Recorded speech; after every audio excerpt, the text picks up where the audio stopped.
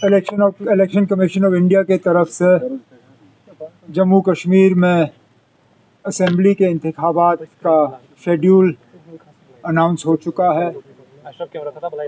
जम्मू कश्मीर के लोग बड़े अरसे से इस दिन का इंतज़ार कर रहे थे। 2018 के बाद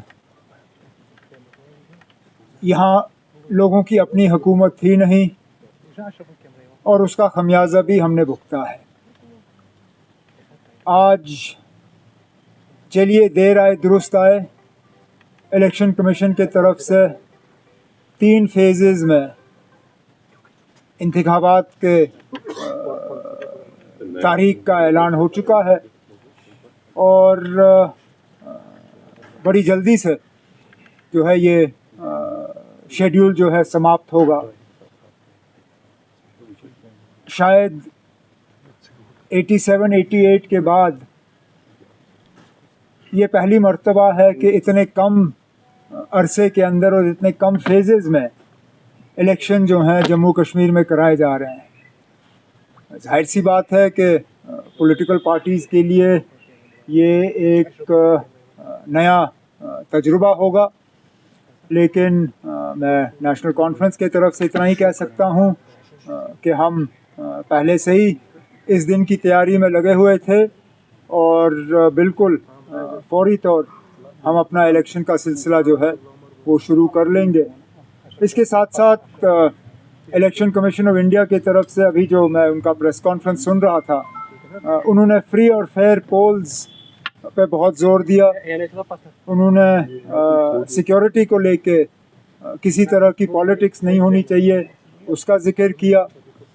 तो मैं फौरी तौर इलेक्शन कमीशन से गुजारिश करना चाहता हूं, हम उन्हें एक चिट्ठी भी भेज रहे हैं आज कि लगातार पिछले 24 घंटे में जो बेशुमार यहाँ ट्रांसफ़रें हुई, इलेक्शन कमीशन को उनका फौरी तौर जायज़ा लेना चाहिए। इतने सारे अफसर अचानक ट्रांसफ़र किए जाना, हमें तो शक है कि ये हुकूमत, दिल्ली की जो हुकूमत की पार्टी है बीजेपी, उन्हीं का लगाया हुआ लेफ्टिनेंट गवर्नर है यहाँ पे।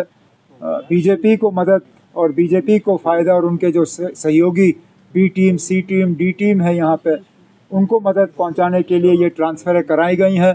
इलेक्शन कमीशन ऑफ इंडिया के तरफ से फौरी तौर इन ट्रांसफ़रों पे जो है उनको इनका नोटिस लेके उन्हें एग्ज़ामिन करना चाहिए और जो ट्रांसफ़र्स उनके गाइडलाइन से बाहर हैं उनको रोक दिया जाना चाहिए।